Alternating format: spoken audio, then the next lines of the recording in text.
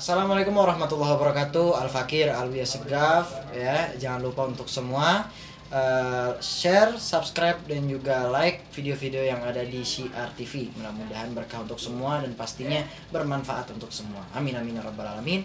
Assalamualaikum warahmatullahi wabarakatuh.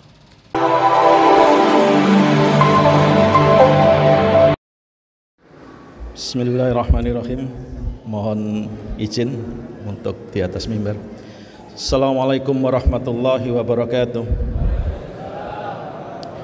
Innal hamdalillah nahmaduhu wa nasta'inuhu wa nastaghfiruh wa na'udzu billahi min syururi anfusina wa min sayyiati a'malina.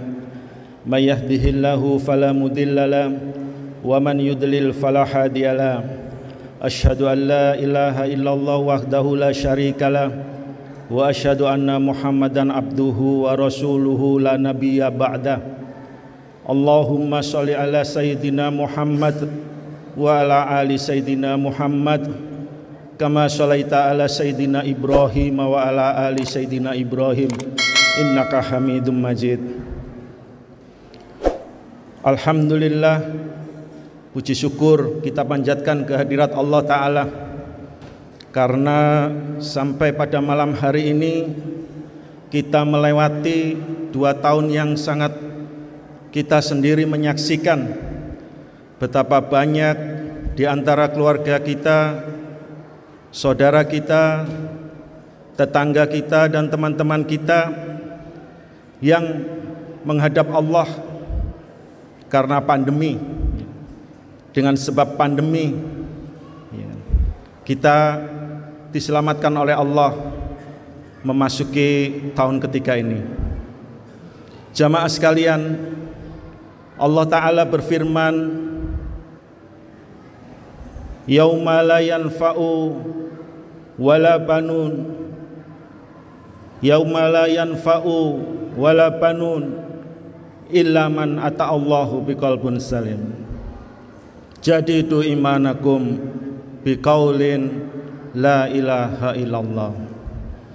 Jamaah sekalian, pada hari ketika amal, harta dan anak-anak kita la yanfa'u, tidak bermanfaat kecuali kita menghadap Allah dengan qalbun salim. Apa makna qalbun salim? Hati yang bersih, bersih dari kesyirikan. Oleh karena itu perbanyaklah iman kalian. Jadidu imanukum biqaulin, dengan kalimat perbanyaklah la ilaha illallah. Ketika seseorang di akhir hayatnya menghadap Allah dengan kalimat la ilaha illallah, jaminan untuk masuk surga. Jamaah sekalian, seseorang itu akan berakhir sebagaimana kebiasaan ketika hidup. Kalau ketika kita sehat hari ini, diberikan oleh Allah kesehatan, mulut kita tidak kita pakai untuk berzikir, bertauhid dengan kalimat-kalimat yang diajarkan oleh Rasulullah Sallallahu Alaihi Wasallam, maka akhir itu akan terjadi sebagaimana kebiasaannya. Makanya masih sehat ini kita biasakan bapak-bapak untuk selalu lisan kita itu mengucapkan la ilaha illallah, la ilaha illallah. Perbanyak, terus perbanyak, ya kan? Karena kebiasaan itu akan membawa seseorang sebagaimana nanti pada akhirnya. Jamaah sekalian, di dalam diri setiap orang, sebagaimana ayat tadi, qalbun salim, hati yang bersih, bersih dari kesyirikan.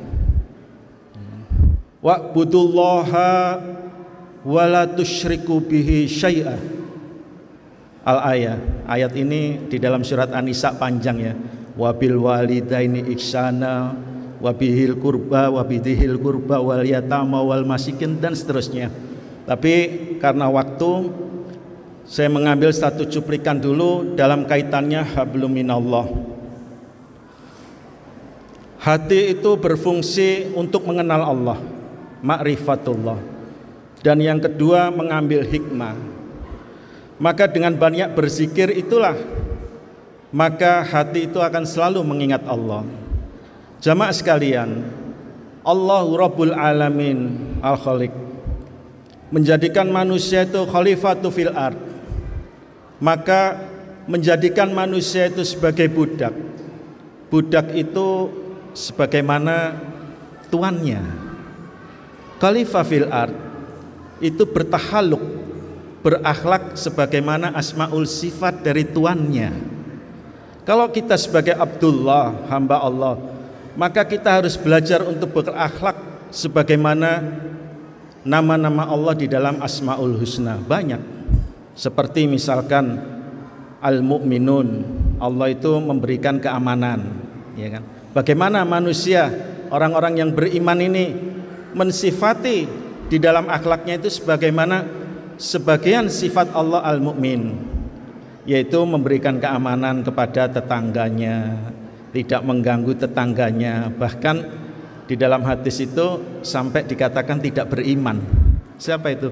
Orang yang tetangganya terganggu dengan lisannya, ya kan? Harus hati-hati. Parkir di depan mobil parkir di depan rumah tetangga minta izin, ganggu apa enggak, naruh motor jangan sembarangan, nyetel tip walaupun itu pengajian ya jangan keras-keras. Siapa tahu tetangganya masuk shift malam baru tidur, kasihan. Enggak boleh sampai dikatakan tidak beriman. Ya. Jadi kaidah di dalam Al-Quran, setiap ada perintah itu ada larangan, wa'budullaha, dan sembahlah Allah, wala tusyriku bihi syai'a, dan jangan menyekutukan Allah. Selalu begitu. Wa'tasim bihablillahi jami'a, dan bersatulah kalian, wala tafarraqu, ada larangannya, jangan berpecah belah, jangan bertengkar. Kalau nggak mau bertengkar ya bersatu, ya. Begitu juga kalau tidak syirik maka kembali kepada Allah.